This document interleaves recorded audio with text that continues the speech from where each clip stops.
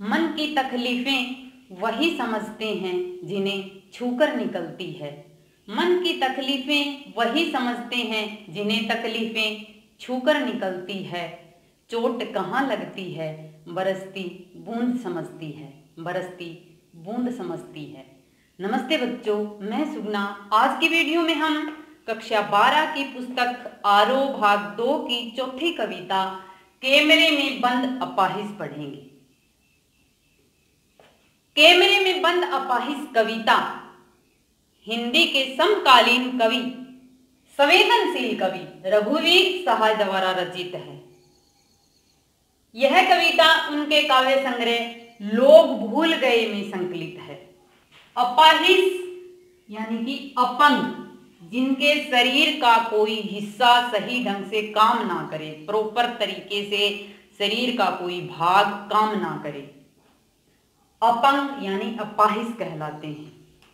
हमारे माननीय प्रधानमंत्री जी नरेंद्र मोदी ने अपाहिज को दिव्यांग नाम दिया है।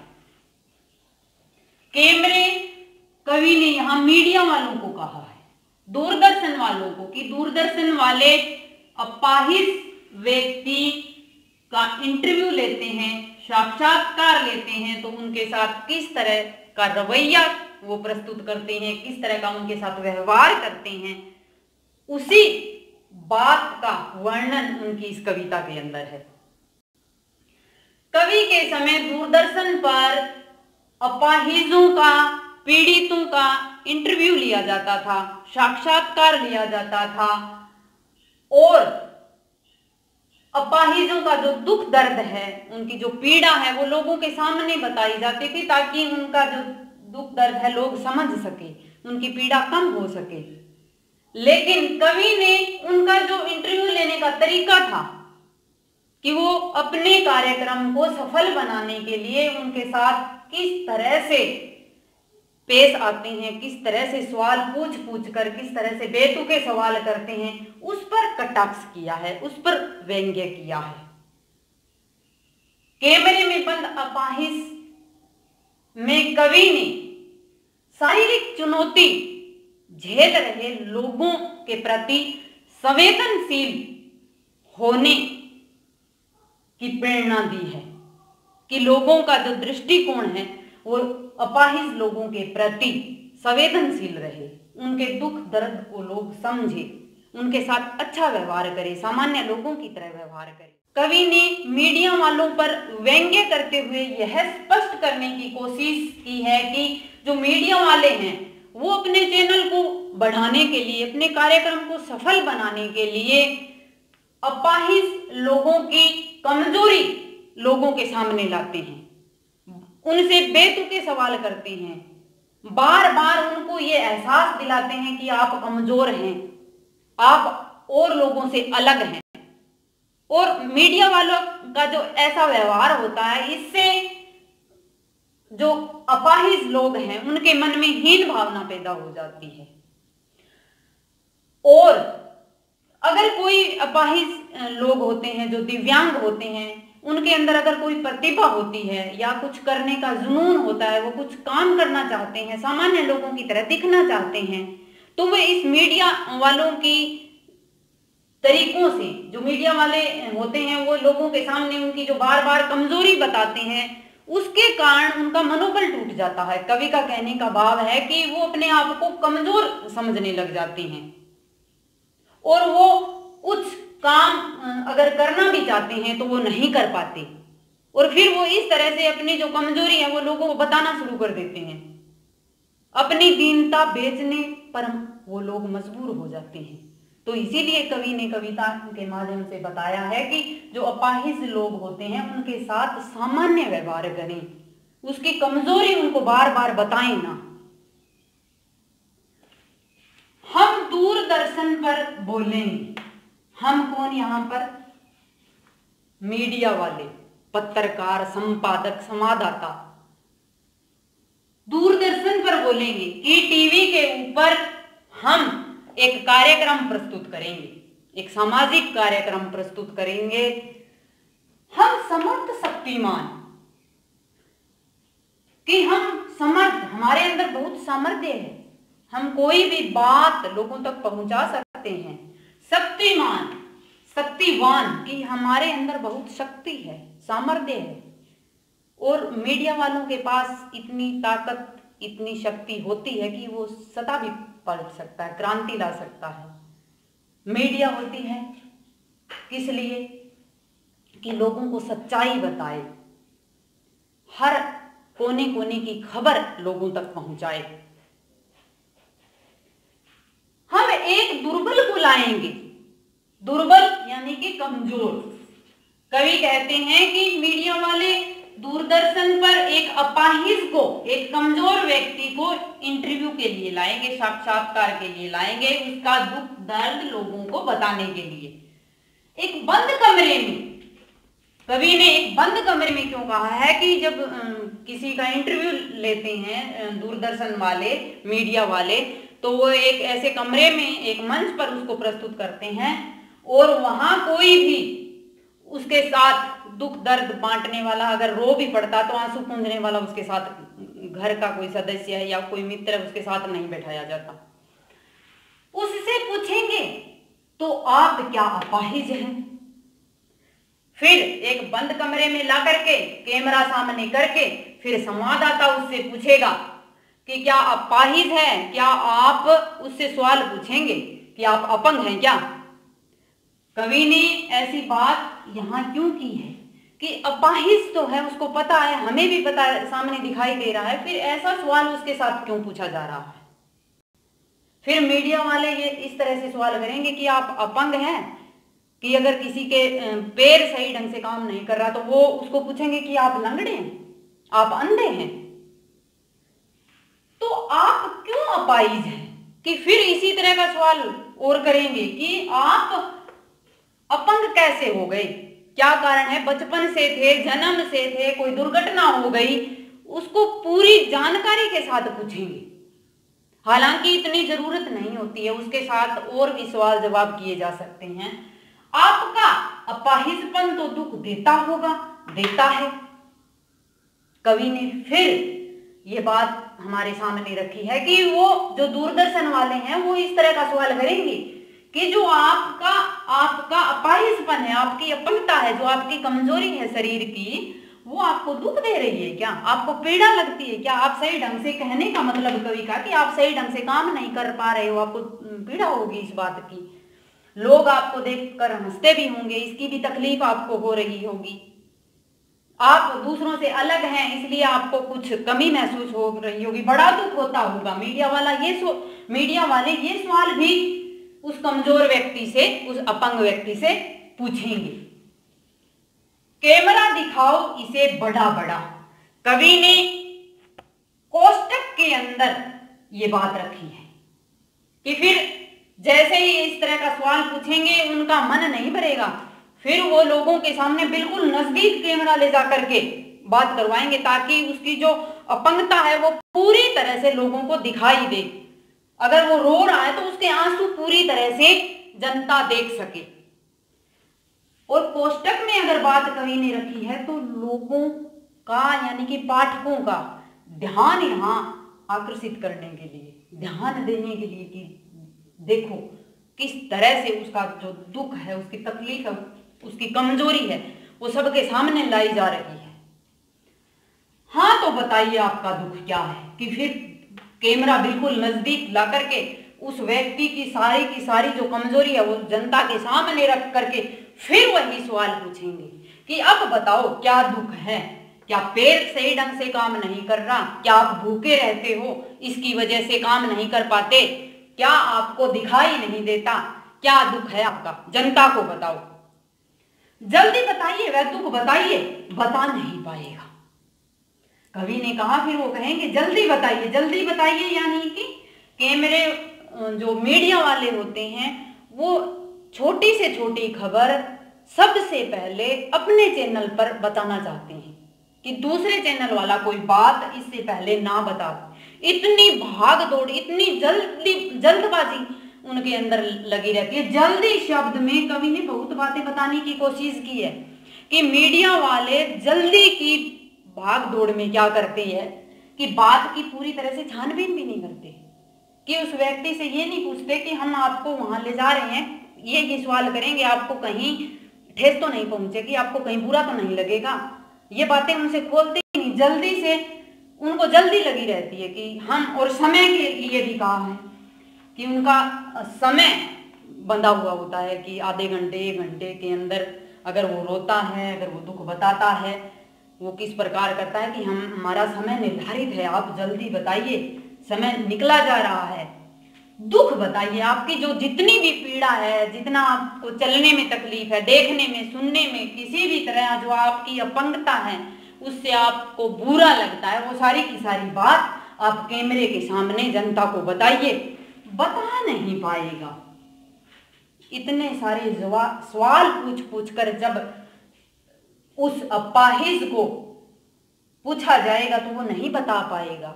भला कोई कमजोरी अपनी कैसे बता सकता है? अपाहिज व्यक्ति कैसे बता सकता है कि मेरा पैर नहीं है, मुझे दुख हो रहा है, मेरी आंख नहीं है, मुझे दिखाई नहीं दे रहा। वैसे भी सामान्य लोग भी अगर किसी के अंदर कोई कमजोरी होती है वो भी दूसरों को नहीं बताना चाहते, और ये वास्तविकता है। कोई भी व्यक्ति अपनी कमजोरी किसी को नहीं बताना चाहते, छुपा कर रखते हैं। भला सारी दुनिया के सामने दूरदर्शन पर एक अपंग व्यक्ति अपनी कमजोरी कैसे बताएगा? कवि कहते हैं नहीं बता पाएगा। काव्य सौंदर्य देखें, शारीरिक रूप से दुर्बल व्यक्ति के प्रति संवेदना कवि ने यहां प्रकट की है कि जो शारीरिक रूप से कमजोर व्यक्ति है उसके प्रति लोगों को संवेदनशील रहना चाहिए। कवि ने उनकी पीड़ा को समझने की कोशिश की है। खड़ी बोली हिंदी भाषा का रूप होता है जो पाठ्य पुस्तकों में होती है, जो समाचार पत्र पत्रिकाओं में होती है, वह हमारी खड़ी बोली हिंदी भाषा का रूप होती है। उसी का प्रयोग कवि ने यहाँ किया। सरल सहज भाषा, बिल्कुल सरल सहज भाषा का, सरल सहज शब्दों का प्रयोग कवि ने किया है। तत्सम व तद्भव शब्दों की अधिकता है। तत्सम संस्कृत के शब्द समर्थ, दुर्बल, दुख। तद्भव जो संस्कृत से कुछ परिवर्तन के साथ हिंदी में आए हैं वो भी शब्द हैं इसके अंदर। देखेंगे अपाहिजपन, बड़ा, और पूछेंगे बंद, कमरे, ये हमारे तद्भव शब्द हैं। दृश्य बिंब का कवि ने सुंदर उदाहरण यहां पेश किया है। बिंब यानी कि कवि जब शब्दों से हमारे सामने कोई चित्र प्रस्तुत कर दे, कोई छवि प्रस्तुत कर दे, वो हमारा बिंब कहलाता है। हमारी इंद्रियों के हिसाब से, इंद्रियों के आधार पर 5 प्रकार के बिंब होते हैं: दृश्य, श्रव्य और आस्वाद्य, घ्रात और स्पर्श। दृश्य बिंब जहां आता है जहां हमारे आंखों के सामने बिल्कुल सीन दिखाई देता है। तो इस प्रकार जो कवि ने दूरदर्शन पर और कैमरे की यहाँ बात की है, उस अपाहिज की बात की है, तो हमें बिल्कुल टीवी नजर आ रहा है और टीवी के अंदर एक रोता हुआ अपंग अपाहिज दिखाई दे रहा है, और बार बार मीडिया वाले ऐसे जैसे उससे सवाल जवाब कर रहे हैं। बिल्कुल दृश्य बिंब बड़ा सुंदर कवि ने प्रस्तुत किया। मुक्त छंद है, संगीतात्मकता इसके अंदर नहीं है, बिल्कुल भी मुक्त छंद रचना है। व्यंग्यात्मकता है, कवि ने दूरदर्शन वालों पर कटाक्ष किया है, व्यंग्य किया है, व्यंजना शब्द शक्ति। जहां व्यंग्यात्मकता होती है वहां व्यंजना शब्द शक्ति है। कवि ने इस तरह से उनकी पीड़ा को समझने के लिए, जो इस तरह का अपने कार्यक्रम को बढ़ाने के लिए जो रवैया प्रस्तुत करते हैं, अपाहिज के साथ जो व्यवहार करते हैं, उस पर कटाक्ष किया है। करुण रस है, रस यानी कि आनंद। जिस काव्य रचना को पढ़कर हमारा जो स्थायी भाव होता है शोक का, करुण रस का स्थायी भाव होता है शोक। शोक यानी दुख, कि कविता को पढ़कर हमें दुख लगे, दर्द महसूस हो, वहां हमारा करुण रस आता है। जैसे ही इस कविता के अंदर हम अपाहिज के साथ जो व्यवहार हो रहा है उसके ऊपर हमें बड़ी पीड़ा महसूस हो रही है, तो यहाँ करुण रस है। प्रसाद गुण है, सरल सहज भाषा, के अंदर करुण रस प्रसाद गुण होता है। स्वर मैत्री और पद मैत्री अलंकार। कविता की पहली पंक्ति दूसरी पंक्ति यानी कि एक पंक्ति में से या दूसरी पंक्ति के साथ स्वर मेल खा रहे हैं, जैसे हैं, गे, ए स्वर मिल रहे हैं, ऐ स्वर मिल रहे हैं, तो वो स्वर मैत्री अलंकार होता है। और एक पंक्ति से दूसरी पंक्ति के साथ अगर पद मिल रहे हैं, जैसे हम और अपाहिज, तो यहां हमारा पद मैत्री अलंकार होता है। प्रश्न किया है कवि ने यहां पर प्रस्तुत कि मीडिया वाले जो प्रश्न पूछ रहे थे, तो प्रश्नात्मक शैली और प्रश्न अलंकार। पुनरुक्ति बड़ा में पुनरुक्ति अलंकार आया है। दुख देता दे की आवृत्ति होने के कारण यहां पर अनुप्रास अलंकार है। दूसरा पद देखें, सोचिए बताइए आपको अपाहिज होकर कैसा लगता है। कैसा यानी कैसा लगता है।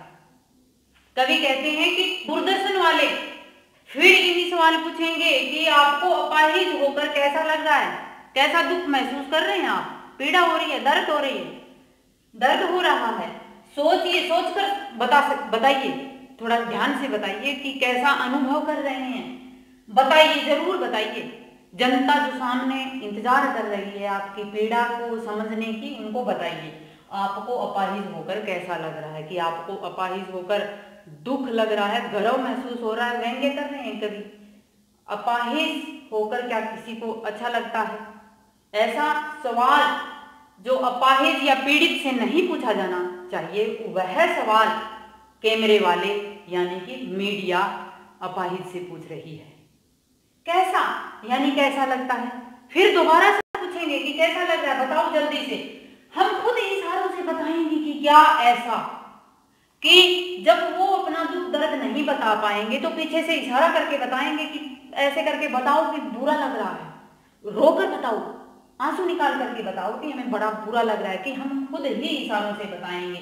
कोष्टक में डालकर फिर से कवि ने यहाँ बात पर जोर डाला है, पाठकों को बताने की कोशिश कर रहे हैं कि अगर व्यक्ति अपनी कमजोरी नहीं बता रहा है, अगर वो रो नहीं रहा है, अपनी पीड़ा नहीं बताना चाहता, आंसू लोगों को नहीं बताना चाहता, फिर भी वो उनको इशारों से यानी कि रुलाकर नहीं छोड़ेंगे, इस तरह से सवाल पूछ करके। सोचिए, बताइए, थोड़ी कोशिश करिए, कि कोशिश करो बताने की। जब वो बता नहीं पाता ना, तो कवि कहते हैं कि वो उसको हौसला बढ़ा रहे हैं कि आपकी जनता जो सुन रही है, जो देख रहे हैं, टीवी देख रहे हैं, वो दर्शक आपका दुख दर्द समझेंगे और कुछ कम करेंगे। आप अपना दुख दर्द बिना संकोच के बता दीजिए, कोशिश करके बताओ, हिम्मत करके बताओ। कोई कमजोरी कैसे बता सकता है भला। और वो कह रहे हैं मीडिया वाले की कोशिश करके बताओ। यह अवसर खो देंगे। कौन सा अवसर खो देंगे? कि वो उनपे प्रश्न ये डाल रहे हैं कि अगर आपने आज अपनी कमजोरी नहीं बताई तो फिर कभी नहीं बता पाओगे। आपके पास ये मौका है जनता के सामने दुख दर्द बताने का, और आपकी जो पीड़ा है वो कम हो जाएगी। इसका कोई हल निकाल के प्रशासन देगा, जनता देगी। तो आप ये अवसर जो मौका मिला है मंच पर आकर के अपनी कमजोरी बताने का, वो बताइए। आप जानते हैं कि कार्यक्रम रोचक बनाने के वास्ते हम पूछ कर उसको रुला देंगे। हम कौन? मीडिया वाले। कवि बता रहे हैं कि मीडिया वाले बार बार यही प्रश्न पूछकर जो कमजोर व्यक्ति है, जो अपंग व्यक्ति है, उसकी दर्द और पीड़ा को समझे बिना ही उसको रुला देंगे। बार बार प्रश्न पूछेंगे, कैसा लग रहा है, कैसा लग रहा है, मौका मिला, आपका दर्द कम हो जाएगा। इस तरह से सवाल जवाब पूछने के कारण क्या, जो अपंग होता है, जो अपाहिज होता है, वो रो देता है। और मीडिया वाले ये नहीं समझ रहे कि वो रो रहा है, उसको पीड़ा हो रही है, उसकी अंतर आत्मा रो रही है, वो ये नहीं समझते। वो सिर्फ मात्र कवि कहते हैं, कवि का मानना है कि वो अपने कार्यक्रम को रोचक बनाने के लिए, अपने कार्यक्रम को प्रभावशाली बनाने के लिए, उसका आकर्षण बढ़ाने के लिए, वास्तविकता के लिए, कि अपने कार्यक्रम को सफल बनाने के लिए, रोचक बनाने के लिए उस अपाहिज को, उस दिव्यांग को रुला देंगे। इंतजार करते हैं आप भी उसके रो पड़ने का, करते हैं, यह प्रश्न पूछा नहीं जाएगा। कवि ने इन पंक्तियों के माध्यम से दर्शकों पर व्यंग्य किया है कि वो रोए, इसका इंतजार दर्शक भी करते हैं कि उसको पीड़ा हो रही है, यानी कि उसके दुख दर्द को समझते नहीं। कवि इन पंक्तियों में यही कहना चाहते हैं कि उस अपाहिज का जो दर्द है, जो अपाहिजपन है, उसको लोग समझते नहीं, मात्र उसके रोने को देखना चाहते हैं। और यह प्रश्न मीडिया वाले जनता से नहीं पूछेंगे कि आप इंतजार कर रहे हो क्या रोने का, या आप रोगे। काव्य सौंदर्य देखें, शारीरिक रूप से दुर्बल व्यक्ति के प्रति कवि ने संवेदना प्रकट की है कि कवि ने उसकी आंतरिक पीड़ा को समझने की कोशिश की है कि जो इस तरह से मंच पर ला करके उसका साक्षात्कार किया जाता है तो उसे बहुत पीड़ा होती है, बहुत दुख होता है। खड़ी बोली, सरल सहज भाषा, तत्सम तद्भव विदेशी शब्दों का बड़ा सुंदर प्रयोग कवि ने किया है। वास्ते, रोचक, अवसर, इंतजार, ये सारे के सारे इशारे खुद उर्दू के शब्द हैं। व्यंग्यात्मकता है, मुक्त छंद है, दृश्य बिंब है। दृश्य बिंब बिल्कुल मीडिया के मंच का हमारे आंखों के सामने कवि ने प्रस्तुत किया है। करुण रस, शारीरिक रूप से कमजोर व्यक्ति के प्रति कविता पढ़ते ही हमारे अंदर है उसकी प्रति पीड़ा महसूस होती है, दुख प्रकट होता है।